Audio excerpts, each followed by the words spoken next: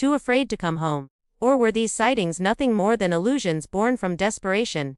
Her mother once traveled quietly to a nearby county after hearing of a girl who matched Miriam's description.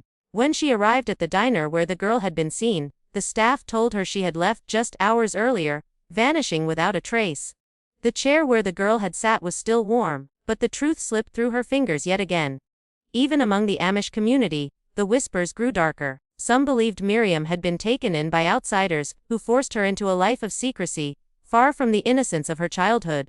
Others murmured about her being trapped in some hidden place, allowed only brief glimpses of freedom before being pulled away again. The mystery took on an almost ghostly quality. Miriam became a figure both alive and gone, glimpsed only at the edge of memory, like a shadow caught in the corner of the eye.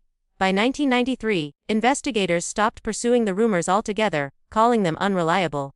But locals who swore they had seen her refused to be silenced. To them, the girl was real, frightened, fleeting, but real. And though no one could prove it, one unsettling thought lingered in the air: if Miriam truly was alive, then someone, somewhere, was keeping her hidden. It was a chilly morning in the spring of 1994, when an unassuming flea market in a nearby town became the center of something truly disturbing. Vendors were setting up their wooden stalls, selling everything from jars of honey to old tools, when a woman browsing the tables noticed something strange.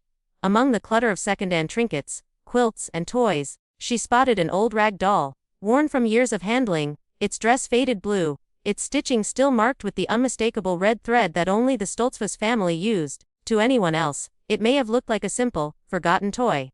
But to those who knew the story, it was unmistakable. This was Miriam's doll, the very one she had carried the night she disappeared.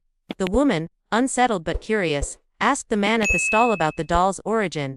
He was described as middle-aged, with a weathered face and an oddly blank expression, as if rehearsed indifference cloaked him. He simply shrugged and said it was just an old thing he had come across. His voice, according to the witness, was flat, neither inviting nor defensive, almost mechanical. She pressed further, asking where he had found it, but he avoided eye contact and muttered something vague about cleaning out an attic. Uneasy, the woman purchased nothing but left with a gnawing sense that she had brushed against something sinister. By the time authorities were alerted and investigators arrived at the market, the man was gone. The stall was empty, and not a trace of him, or the doll, remained. Vendors nearby could not recall seeing him set up, nor could they describe what kind of vehicle he had used. It was as if he had appeared from nowhere and vanished into thin air. The only detail most remembered was the strange stillness about him, as though he were less a vendor, and more a messenger delivering something deliberately placed. The doll's sudden appearance, and even more sudden disappearance, reignited the case like